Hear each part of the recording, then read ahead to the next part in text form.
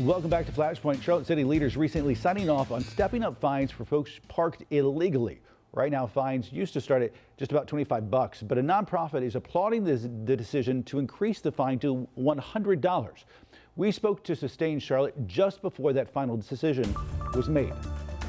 Joining us now is Meg Fensel. She's the Director of Engagement and Impact for Sustain Charlotte. Meg, welcome back to Flashpoint. Thank you. All right, so explain what's behind the push for higher fines. Devil's advocate here, inflation is still something that folks are grappling with. Why do we need higher parking fines?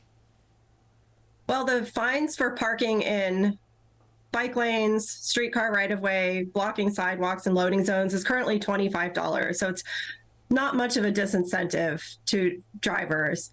And the reason that we're so concerned about this is infrastructure that we've all paid for as taxpayers. So we not only pay for the roads, we pay for all those other forms of transportation. And if we want people to actually use them, it's important that they be unimpeded and open for people to use. Yeah, and what's behind the idea of $100? I mean, is that sort of arbitrary, or is there some sort of other cities, other places that have shown that has actually really made a difference? I think for most people, $25, I won't say everyone, but for many people, $25 is something that they're maybe willing to gamble with not getting a ticket, or not a big deal if they do get a ticket. But for most people, the $100 is enough of a disincentive that they would reconsider their decision to park in one of these really important areas for other forms of transportation. I feel like some folks who might be watching this, who might live in the suburbs or in other parts outside of Charlotte, maybe watch this and be like, well, what's the big deal about parking? Why does that matter?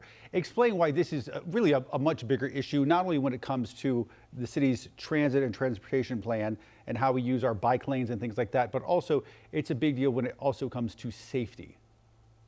Yes. So in Charlotte, people who walk and ride bicycles only account for 3% of street users. And that number is probably so low, partially because it is not very safe in many areas to walk and ride bikes, because there's nowhere really on our streets that's carved out as a real network to do that.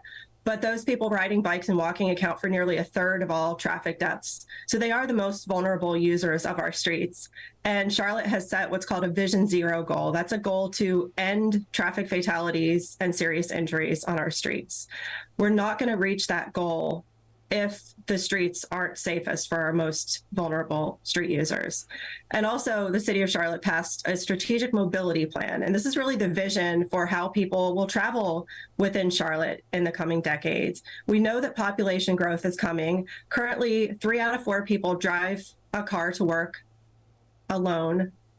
And the projection is that by 2040, combined with our population growth and continuing that driving alone trend, we would need to double our road capacity if we don't shift to a 50% share of people getting to work and taking daily trips by walking, riding bikes, riding public transportation, carpooling. So we really need to rethink the way that we use our existing street space, and that we protect the rights of people to use those streets safely, whether they're driving, walking, biking, using public transportation. And currently, the streets aren't really working very well for people who are outside of a car.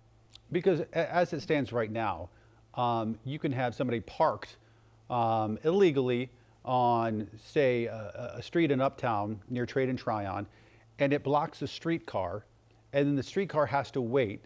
And you have, to your point, this whole mode of transportation that the city has paid millions and millions and millions of dollars for, all at a standstill with people on board because of one illegally parked car. That's right. You've summed it up perfectly there. We all make these investments as taxpayers. It's important that we invest in public transit, because obviously we can't continue the pattern of almost everyone just driving alone. But we need to protect that investment. It's a fiscally responsible thing to do. It's the right thing to do. And it's the way that we're going to grow into being a really vibrant city where everyone has access to opportunities. I make the comparison, we've all invested in roads as well, and I can't just go and decide to park my car right in the middle of a lane of general purpose travel on South Boulevard and go shopping. I need to find an appropriate place to park that's not going to block the flow of traffic. So oftentimes bike lanes and sidewalks are seen as optional, but they really are an integral part of the transportation network that everybody needs to have access to. And a single blocked car on a bike lane could cause a person riding a bike to have to veer into the general purpose lane and create a very dangerous situation. And just seeing how blocked the bike lanes often are is a real disincentive for people who want to try riding a bicycle for transportation. They look at that and they say, wow, I'd love to use that bike lane, but it just doesn't look safe. So they don't even try. Another issue that I think you and I have talked about, parking minimums, the idea that there has to be a minimum amount of parking for projects around the city, and that makes real estate more expensive and makes us more car dependent and all these things. Do you feel like when it comes to some of these issues that some city leaders want to be one city, but they're sort of dragging their feet on some of these key issues that would put us in that sort of mode? It's time that we need to make some tough decisions. We've sort of picked the low-hanging fruit and done the easy work. And now it's the time for Charlotte leaders to decide what type of city we want to become.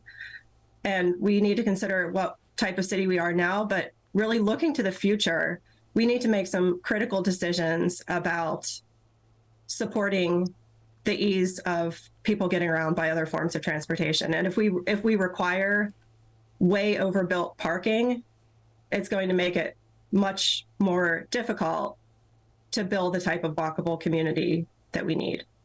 Prioritizing parking instead of people and pedestrians. All right, Meg Fensel. Meg, thanks for coming on. We appreciate it. Thank you so much. Well, this week, Charlotte City leaders are approving massive changes for University City. Despite some pushback, Charlotte City Council approving a huge community for the area. The 182-acre development off John Adams Road will have housing, retail, and a new elementary school. Some members of the city's zoning committee have concerns about where the development will be.